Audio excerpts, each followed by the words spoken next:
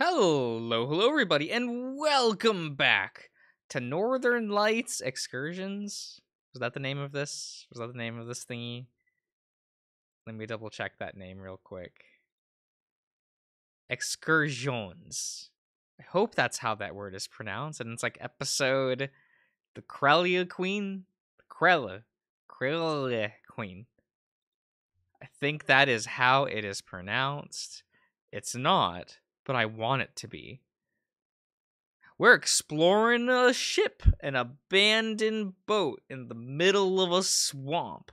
We've been daydreaming about cute puppers, I guess. We're doing things. Cody!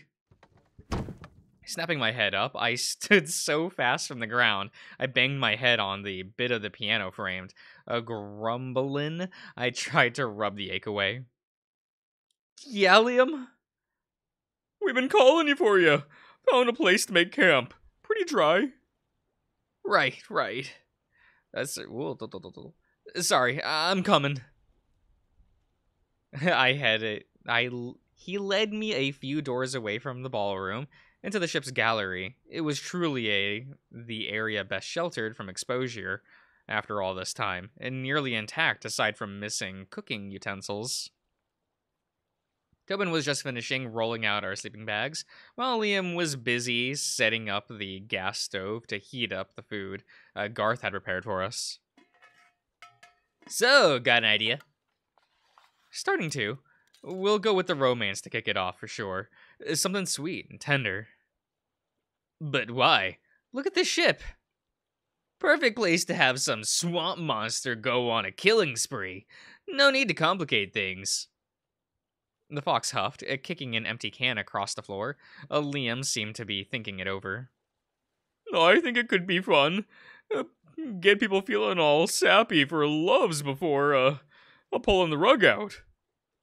Wouldn't really hurt to try something new, I guess. Are you gonna make me kiss someone? Yeah? Me. Maybe, if that's alright. Tobin gave a shrug, grabbing his plate of food once it'd been warmed through, taking a seat on the floor. Do we know anyone that can play piano? Well, there's what is this name? Macy? Is that Macy? At church, and I think Lucy knows some. We'd have to record it separately, but we should use the piano in the ballroom as the focal point for one of the scenes. I think if we angle the camera right, we can fake it to look like one of them is playing. I found myself in my element aboard the old ship. Flurries of thoughts, concepts, and ideas running through my head. I was working out all of the arrangements before I even had a script typed up. I was perhaps being driven to some of my best thinking by the sheer potential offered by this particular place. What I would have given to find the ship a year ago. You're really cooking up something special, it seems. Yeah, you can see the smoke pouring from Cody's ears. Both Tobin and Liam laughed, while I put my thoughts to paper, lest I forget about them later. Say, can I not be a monster this time? Taking the plate offered to me, I glanced up at the gator with a big smile. Do you still want to be a bad guy? Of course, I just don't want to be putting on a bunch of makeup and stuff out here in the swamp. I might drown before we finish filming. You got it. No prosthetics. We kept going over the logistics and technical aspects involved in filming preparations, such as how we'd have to clear a path for a fan boat, so we could get more supplies in a ferry and ferry everyone to the boat. Always working under pressure. Wait, always working best under pressure. There was a word there. Did you see it, guys?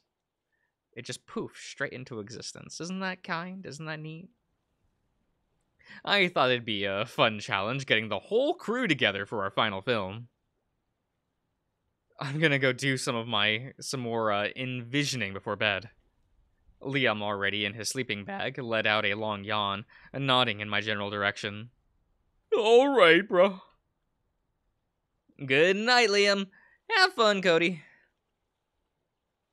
Taking a seat next to the piano again, I rubbed a hand over the old wood, closing my eyes, trying to drift back into the story my mind was cooking up. Aww. Okay. Upon meeting Emil that fateful summer day, I kept true to my word and ended up helping with the plantation twice a week for a good couple of years. To me, it never mattered that the work was hard, exhausting. I endured because I enjoyed being friends and spending time with Emil, getting to talk to the fox so much, learning more and more about him. One day during the hottest summer yet, the fox and I quickly worked on trying to fill our sacks with cotton, and not really paying much mind to anything other than the task at hand. Step by step, Emil and I were inadvertently walking nearer to each other. I was humming a jovial tune, ears perked, and I heard the fox trying to match it best he could. Humming a little louder, we both sped up our labor efforts. Picking cotton was hard, painful work, but music and Emil's friendship acted like a fine curative, dulling the hardship. Lost in the tune, picking cotton blindly next to him, I stopped abruptly. My hand had come to a rest atop the fox's, his soft fur a kindness that spared me from the thorns. Okay.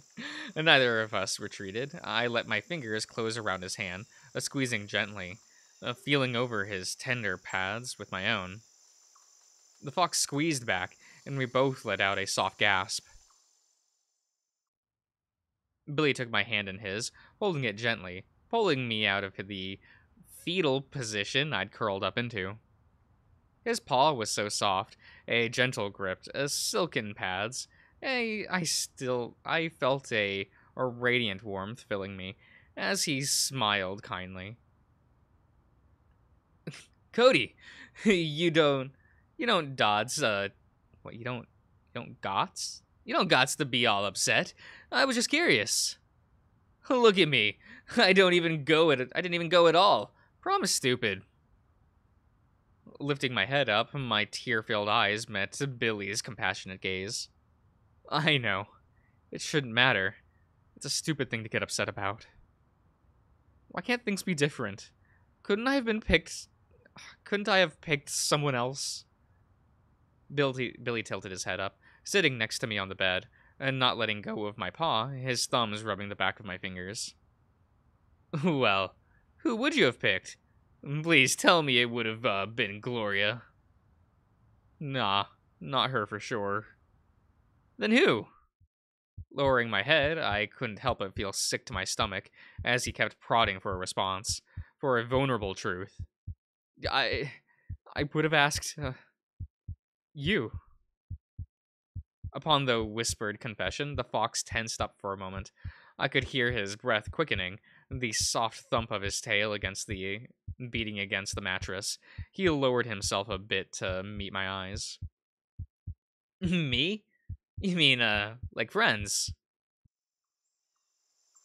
Turning to look at one another, I found a shocked expression matching mine, and yet a twinkling of excitement deep in each other's eyes was enough to ignite our souls. Indeed, things changed forever the day Emil and I touched pause. In that instant of shared realization, we had both admitted, without words, the shameful secret we shared. An attraction to other men, it was supposed to be wrong, but these were thoughts and feelings that we could only hide, never get rid of. As the months rolled on, our relationship thrived. Emil was being granted more free time here and there, and more reasons to visit the city. We sneaked away whenever we could, to the bayou, to the woods, to whatever we could find privacy. To wherever, not when, yeah, wherever we could find privacy. For a chance to talk freely, to express love, attraction, complete honesty with each other. Our friendship had blossomed into a beautiful, forbidden relationship. but we didn't care how forbidden it was. We simply strived to keep it a secret. Emil met up with me for our shared 20th birthday, out in our secret spot near Lemonade Grove in the countryside. I've packed a picnic for us, laid out a blanket amongst the flowers. I excitedly greeted the fox with a kiss. I tightly enveloped him with my arms. Look ya! You look extra handsome today, my sweet honeysuckle. Thanks. I'm excited for the picnic.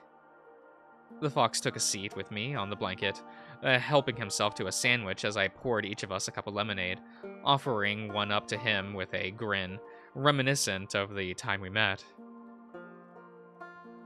I got excited. I got some exciting news to share. Oh yeah? I was able to get hired onto a paddle wheel. Creole Queen. The pay and the works are steady, so maybe we could be heading north sooner than we hoped. You still want to go up north? Absolutely. We can be free up there. I could kiss you all I want. I know it's your favorite.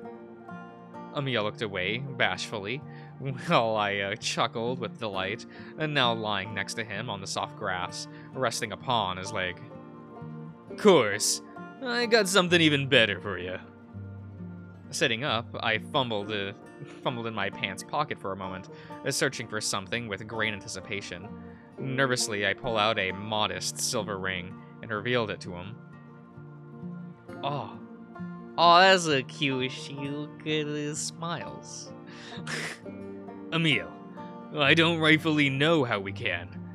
And perhaps I live on vain hope. But if we ever find a preacher willing, would you marry me? Emil went hot in the face, jaw dropping as he stared at the ring, then turning to me, seemingly awestruck and unable to string together a sentence, shaking as much as the day we first met. It took the fox a moment to find words to say, and I couldn't help but feel myself falling even deeper in love with Emil in that moment. The fox had so quickly become my everything, and even more special than music in my heart. For me, he was the soul of the South, and there was no one else I would rather be with than him, sharing a warm embrace, tender affection, every day forward. Oh, Jeb?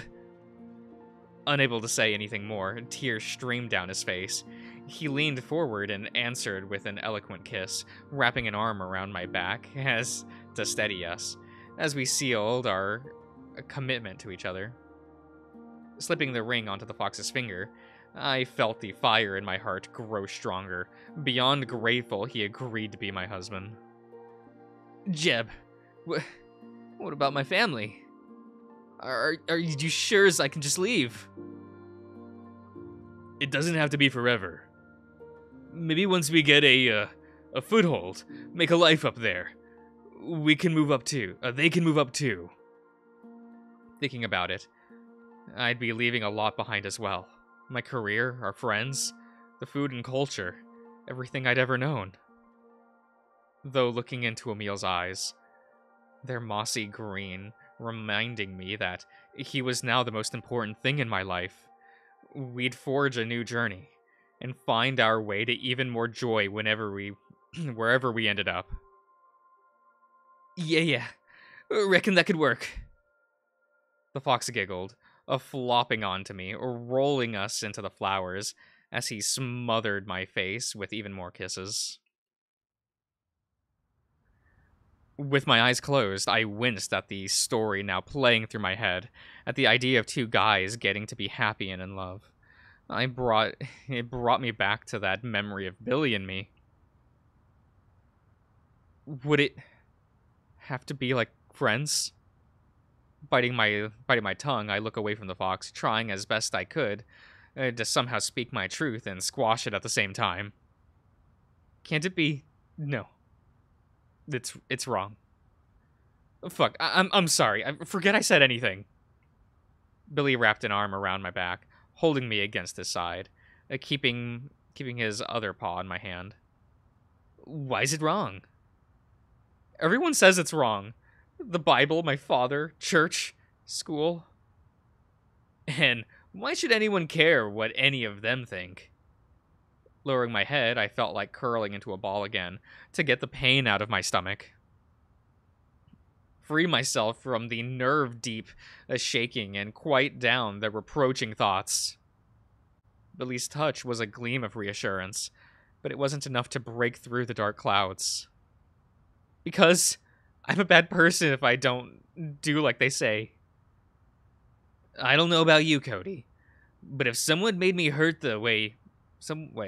But if something made me hurt the way you are right now, just 'cause I was told it's wrong, it's the wrong thing to do, I start questioning if everyone is right about it being wrong. Ain't that supposed to be the way, though? Hurting is how you know you're wrong.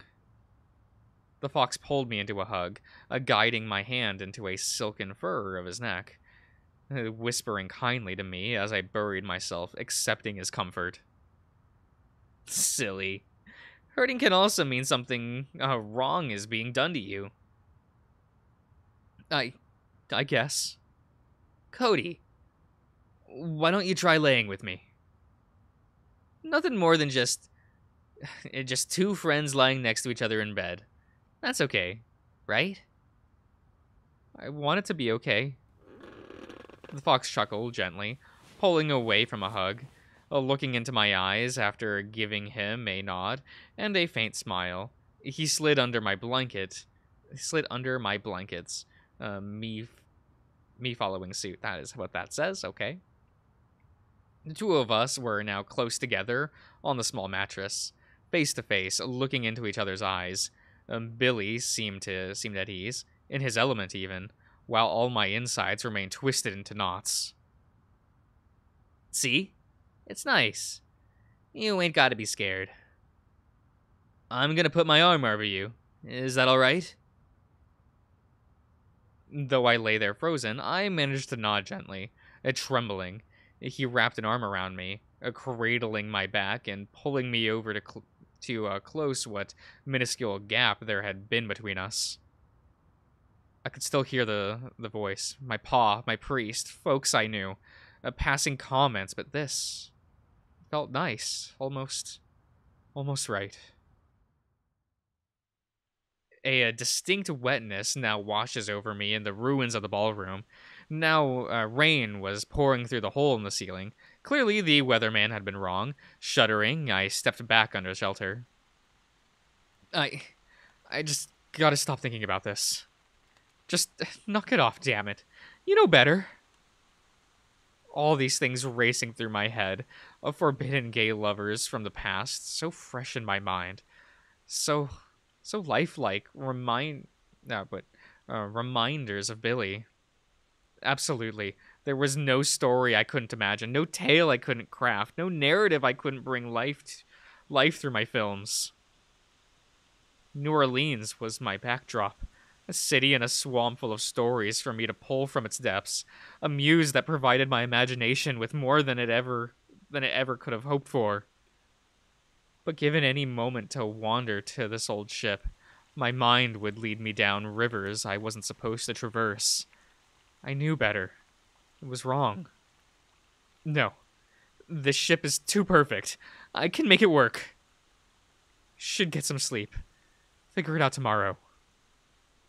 With my resolve restored, I briskly headed back to the gallery, toweled off and scrawled into my sleeping bag, and drifted off to sleep, my first night inside the ruinous old ship.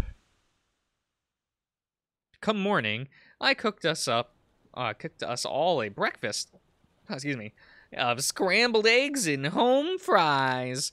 We decided to spend most of the morning hours just hanging out, wandering through the rest of the ship at one point, mapping it all out. By noon, Tobin and I had shed our shirts, excited to take a dive into the river. Why is there no shirtless spread? Hey, Cody, what do you say? First to three? The fox was balancing on the railing of the second level of the ship. I watched as he wandered back and forth on the rickety wood. confident much. This water is pretty still. Gonna be hard. No sweat. Got you licked. Oh, that'd be green. I don't like when the water's green. Always makes me feel like something's wrong. You know? Tobin dove off the ship, swiftly piercing into the water with a carefree attitude, and I went in after him, letting myself submerge into the old river. We swam off in one direction while I made for the bottom. I couldn't really see anything through the dirt and mire, not that I needed to. Paws groping along the riverside bed. Yes, I felt over mud, submerged. This sentence has gotten away from me. Sorry. Paws groping along the riverbed. I felt over mud, submerged logs, fish, and debris, all looking for just the right spot. And there it was, a distinct softness at my fingertips. Hurriedly, I shoved my whole arm forward, burying it into the elbow into an unseen hole. Fingers hooked inside the mouth of an unaware catfish.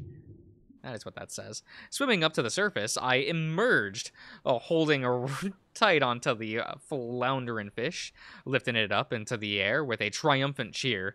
Liam hollered with delight, catching my score as I threw it up onto the ghost ship. Has Tobin come up yet already? Yeah, he got a nice 6-pound one. Went back under just before use came up. With no time to waste, I dove back under, swimming with haste to the bottom of the river, beginning a new search. Patting every inch, looking for another hole a catfish would hide in, I soon found myself in complete darkness as I moved beneath the ship. Aww. My eyes twitched, hearing a commotion in the water, a struggle swimming towards it. The noise surrounded me. Whipping, muffled shouting from above the surface, a frantic stroking. I think it's kind of neat that they have, like, this little tree pattern here. That's pretty cool. Appreciate the little touch. A force slammed against me, my eyes opening briefly to just barely make out Tobin's face. We'd bumped into each other underwater. Startled, I made for the surface, and he came up along with me, holding his second fish. We got into a water escape. Like a man possessed, I could suddenly see it clear as day. The frantic, blind chaos of swimming through the mire, muffled gunshots, a gunfire, a desperate bid for salvation. What? Something bad's gotta go down on this old ship, and that's the only way out. Swim for your life. That'd be great. Get the lead to go underwater for as long as they can. Make everyone think he's not gonna come back up. Yeah, then we cut to the tree line and see them peering out from one of the cypresses, checking on the boat to see if they'd been followed. It'd be such a showstopper. Everyone watching the film will be literally holding their breath the entire time. It always brought a smile to my face whenever Tobin and Liam, did I switch their name? That's fine, seemingly hopped onto a vision I was drafting. All of us sharing a spark regarding a film's direction, ultimately made for better production. I'm gonna go back under for more fish. You coming, Cody? The fox seemed more like an otter sometimes. He had as much of a love, if not more, for a good swim than I did, being easily able to match my swiftness beneath the surface. Sorry? Nah, I want to write this down. Go on and catch a big one for us. Swimming over to the ship, Liam helped me climb out, shaking myself off like a dog on her deck, okay, drying my face proper with a towel afterwards. As Tobin dove under once more, I took a seat on the deck railing, smiling at Liam, who was currently checking on the caught catfish swimming around in a bucket. While taking a breather, I began scribbling down our ideas for the water escape, letting them flow from my racing mind onto the reliably onto the reliability, that's what it says, of papers safekeeping. My ears perked to the sound of the gator, but stumbling back a bit, his face unexpectedly wet. I watched him rub his snoot dry. They're real feisty. Should cook up nice. Did you bring Garth's rub? Yeah, it's in my bag.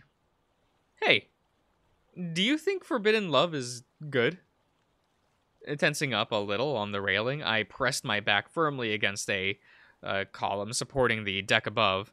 I still couldn't get yesterday's scenes out of my mind. Liam gave me a funny look before taking a seat near on the deck, resting against the wall. How do you mean? Like Romeo and Juliet? No, not like Shakespeare. More akin to love that everyone says is wrong, but the lovers disagree. Well, love is love, yeah? We're supposed to follow our hearts, spread kindness and all that. Even if the Bible forbids it? Well, that's just words on paper. They're just gonna... what are they gonna do to people in love? Hey, you okay? Glancing down at the river, we both spotted Tobin swimming towards the boat from a distance, spotting a flailing catfish in his mouth. Tensing up a little more, I felt like I should hurry away into awkward conversation about love, yet I couldn't help myself. Maybe. This boat's got me thinking about a lot. Not just the movie, but Billy too. He should be here. I just think it's so freaking stupid that the words of dead people get to dictate how we live our lives. We don't have to follow all of the words, though.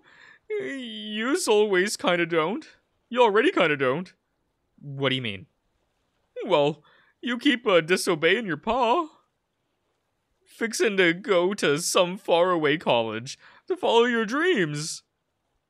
And we're always breaking the law together, going places we ain't supposed to. Ain't none of us really been one to stick true to stupid words. Liam stood up, walking over to hold the rope ladder steady as the fox climbed back up onto the ship. Hi. This was not the foxy boy I thought that was gonna pop up, but okay. Okay. Both my eyes and my mouth went wide, and my breath got stuck in my throat, as the man stepping onto the deck was none other than Emil, the cotton farmer in his well-worn overalls. The sight of such a surreal shock that I fell off the railing with a heavy thud, scrambling backwards onto the deck. No, get away! Emil looked at me with a familiar warmth in his eyes, taking steps towards me as I backed myself up against the wall. What's wrong, Jeb? Cody? Okay. Tobin's call instantly cleared my head. The fox was staring down at me, a mixed expression on his face, mainly confused. My heart still raced as much as as I glanced past Tobin to meet Liam's similarly perplexed stare. Raising to my feet, brushing off my fur, I tried to avoid contact as I recentered myself, though a still-soaked Tobin apparently wasn't having it, punching me in the arm.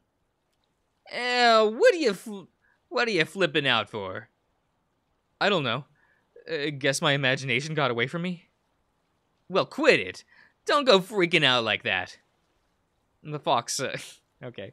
The fox shook his entire body, flinging off